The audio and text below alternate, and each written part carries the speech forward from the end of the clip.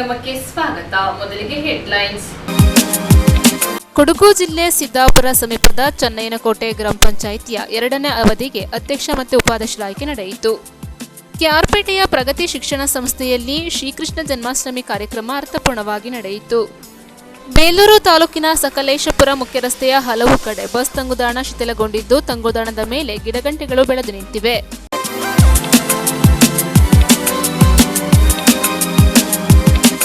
ನಾಡಿನ ಸಮಸ್ತ ಜನತೆಗೆ 79ನೇ ಸ್ವಾತಂತ್ರ್ಯ ದಿನಾಚರಣೆಯ ಶುಭಾಶಯಗಳು.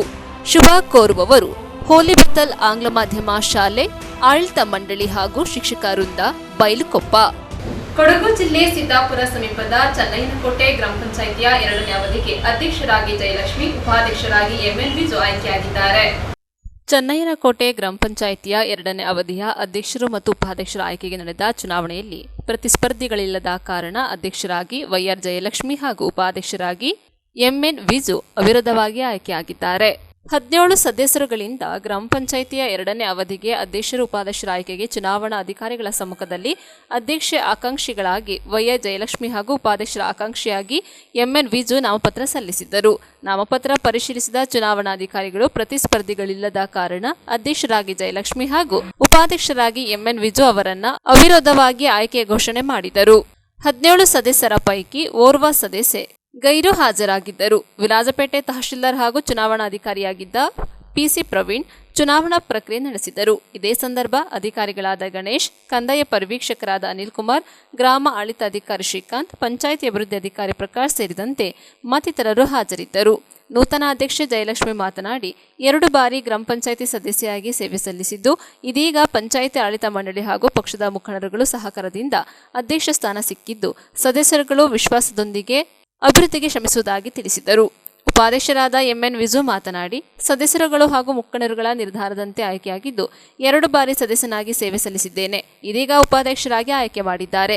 ಗ್ರಾಮದ ಅಭಿವೃದ್ಧಿಗೆ ಕೈಜೋಡಿಸುವುದಾಗಿ ತಿಳಿಸಿದರು. ನಿರ್ಗಮಿತ ಮಾಜಿ ಅಧ್ಯಕ್ಷರಾದ ಮೇಕರೀರ ಅರುಣ್ ಕುಮಾರ್ ಮಾತನಾಡಿ, ಕಳೆದ 2.5 ವರ್ಷಗಳಲ್ಲಿ ಹಲವಾರು ಅಭಿವೃದ್ಧಿ ಕಾರ್ಯಕ್ರಮಗಳನ್ನು ಮಾಡಲಾಗಿದ್ದು, ನೂತನ ಅಧ್ಯಕ್ಷರು ಉಪಾಧ್ಯಕ್ಷರ ನೇತೃತ್ವದ ಆಡಳಿತ ಅಭಿವೃದ್ಧಿಗೆ ಸಹಕಾರ ನೀಡುವುದಾಗಿ ತಿಳಿಸಿದರು.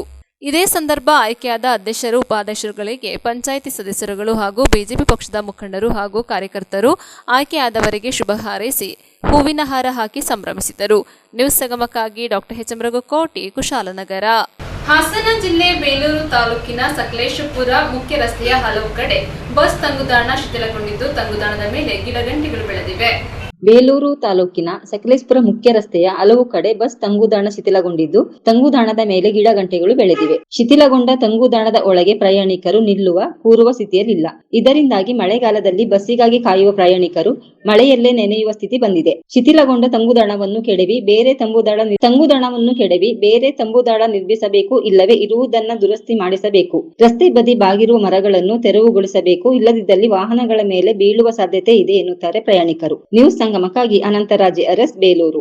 ಕೆಆರ್ಪೇಟೆ ತಾಲೂಕಿನ ಭೂ ವರಹನಾಥ ಕ್ಷೇತ್ರದಲ್ಲಿ ರೇವತಿ ನಕ್ಷತ್ರದ ಅಂಗವಾಗಿ ವಿಶೇಷ ಪೂಜೆ ಸಲ್ಲಿಸಲಾಯಿತು.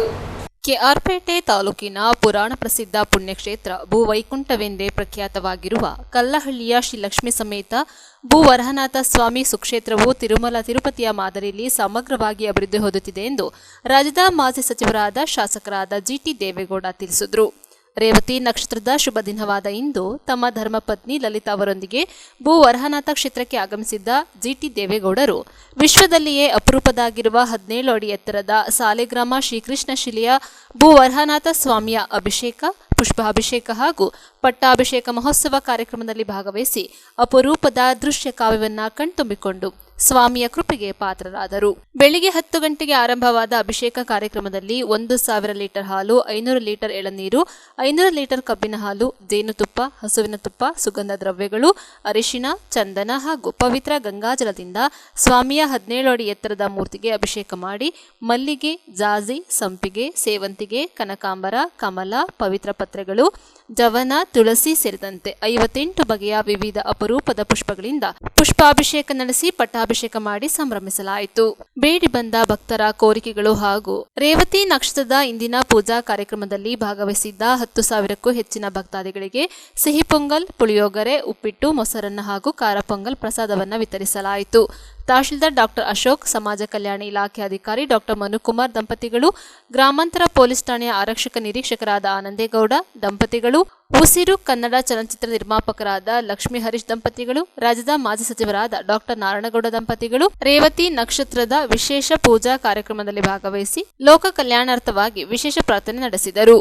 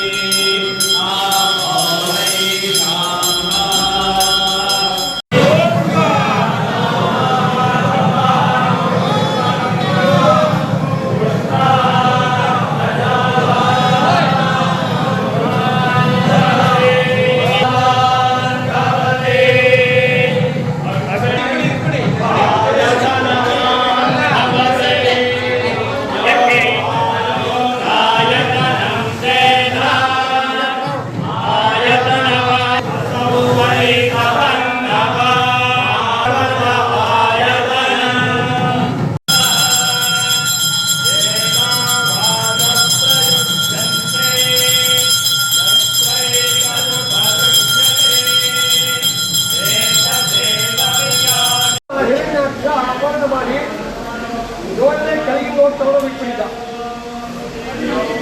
ಅವರು ಕೈಯಕ್ಕೆ ಆಹ್ವಾನ ಮಾಡಿದ್ರು ಕಾಪಾಡುವಂತ ಆ ತಕ್ಷಣ ಭಗವಂತ ಮೂರ್ತಿಯಾಗಿ ಮಹಾಭಾರತವನ್ನು ಮಹಾಭಾರತಕ್ಕೆ ಹೋಗಿ ಭಗವಂತನ ಹೊರಗೆ ಹಿಡ್ಕೊಂಡ್ಬಂದು ಹೇಗೆ ಹಾಕಿ ಸಮಾನ ಮಾಡ್ತಾರೆ. ಆ ನಕ್ಷತ್ರ ರೇವತಿ ನಕ್ಷತ್ರ, ಅದಕ್ಕಾಗಿ ಪ್ರತಿ ತಿಂಗಳು ರೇವತಿ ನಕ್ಷತ್ರಕ್ಕೆ ಅಭಿಷೇಕ ಮಾಡ್ತೀನಿ. ದೇವಸ್ಥಾನದಲ್ಲಿ ಶ್ರೀದೇವಿ ಭೂದೇವಿ ದೇವರೊಡನೆ ಉತ್ಸವ ನಡೆದಿದೆ. ವರಸ್ವಾಮಿ ಲಕ್ಷ್ಮೀ ಸಮೇತವಾಗಿ ಏನು ಆಸೀನರಾಗಿದ್ದಾರೆ. ಇವತ್ತು ಹಾಲಿನ ಅಭಿಷೇಕ, ಎಲ್ಲ ಪಂಚಾಮೃತಾಂಬಿನ ಅಭಿಷೇಕ, ಹೂವಿನ ಅಭಿಷೇಕದೊಡನೆ ಪೂಜಾ ಕಾರ್ಯಕ್ರಮವನ್ನು ಸಹಸ್ರಾರು ಭಕ್ತಾದಿಗಳ ಸಮ್ಮುಖದಲ್ಲಿ ನೆರವೇರಿದೆ. ಈ ಸಂದರ್ಭದಲ್ಲಿ ರಾಘವನ್ರವರು ಮುಖ್ಯ ಅರ್ಚಕರಾಗಿ ಈ ದೇವಾಲಯದ ಸರ್ವತೋಮುಖ ಅಭಿವೃದ್ಧಿಗೆ ಸರ್ವ ಪ್ರಯತ್ನಗಳನ್ನು ಏನು ಮಾಡ್ತಾ ಇದ್ದಾರೆ, ಬಹಳ ಅತಿ ಶೀಘ್ರವಾಗಿ ಎಲ್ಲವೂ ಕೂಡ ಯಾರೂ ನಿರೀಕ್ಷೆ ಮಾಡದೇ ಇರ್ತಕ್ಕಂಥ ದಿನಗಳಲ್ಲಿ ತಿರುಪತಿಯಲ್ಲಿ ನಾವು ನೋಡ್ತೇವೆ.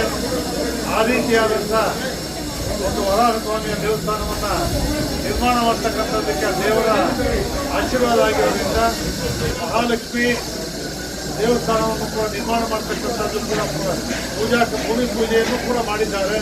ಸಪ್ತಮಾತ್ರಿಕಾ ದೇವಾಲಯವನ್ನು ಕೂಡ ಮಾಡಬೇಕು ಅಂತಕ್ಕಂಥ ದೃಷ್ಟಿಯನ್ನು ಇಟ್ಕೊಂಡಿದ್ದಾರೆ.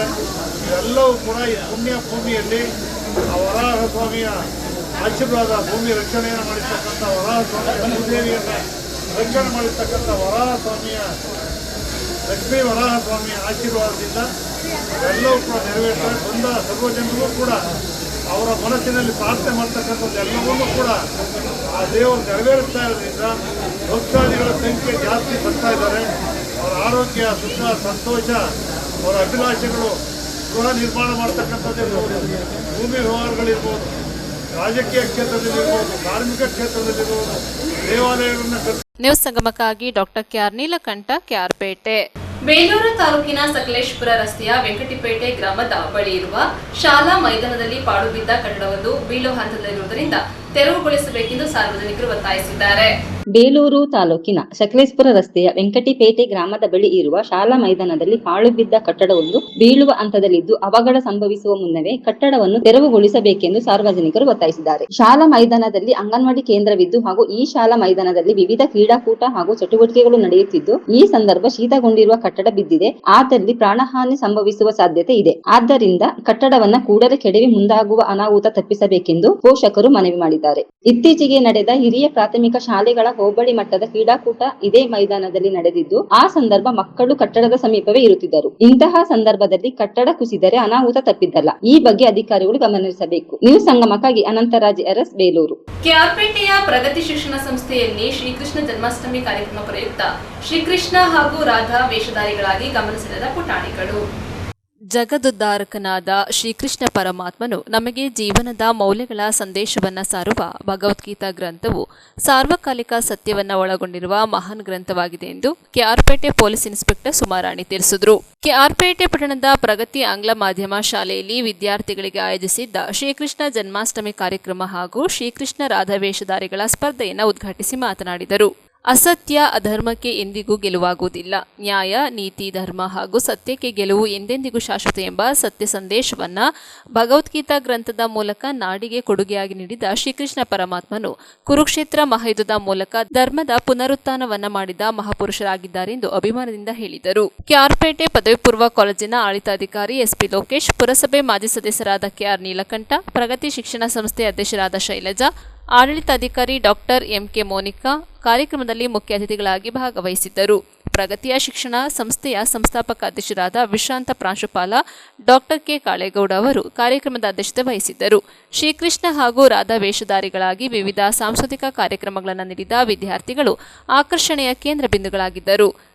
वल्लभम् अच्युतं केशवं कृष्ण दामोदरं रामनारायणं जानकी वल्लभं कौन कहते हैं भगवान आते नहीं, कौन कहते हैं भगवान आते नहीं, तुम द्रौपदी की जैसे बुलाते नहीं, तुम द्रौपदी के जैसे बुलाते नहीं, अच्युतं केशवं कृष्ण दामोदरं रामनारायणं जानकी वल्लभं कौन कहते हैं भगवान सोते नहीं, कौन कहते हैं भगवान सोते नहीं, तुम यशोधा के जैसे सुलाते नहीं.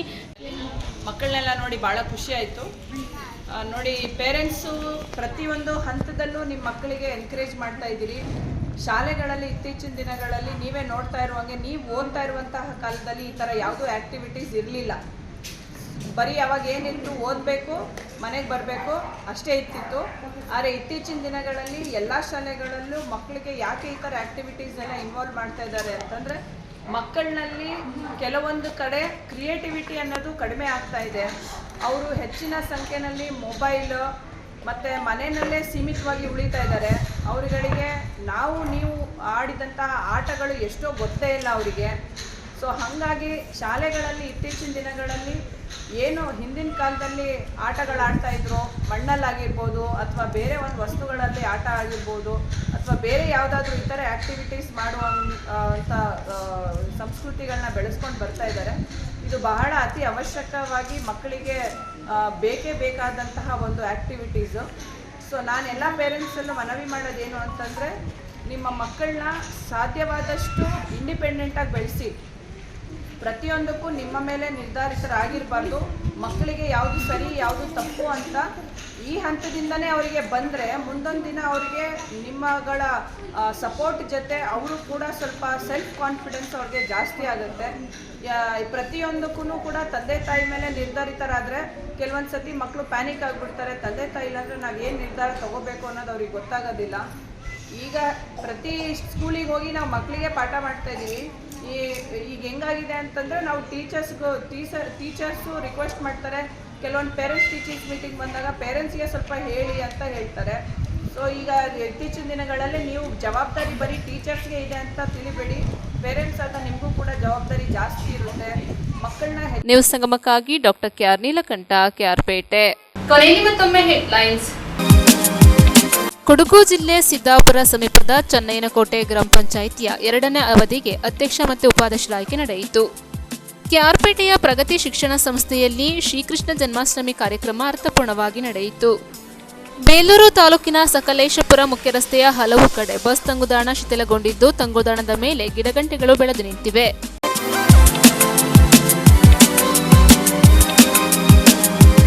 ಇಲ್ಲಿಗೆ ನ್ಯೂಸ್ ಸಂಗಮ ಮುಕ್ತಾಯವಾಯಿತು. ಸುದ್ದಿ ಮಾಹಿತಿ ಮನೋರಂಜನೆಗಾಗಿ ನೋಡ್ತಾ ಇರಿ ಸಂಗಮ ಟಿವಿ. ವಂದನೆಗಳೊಂದಿಗೆ ಸುಪ್ರೀತಾ ಎಲ್ಎನ್.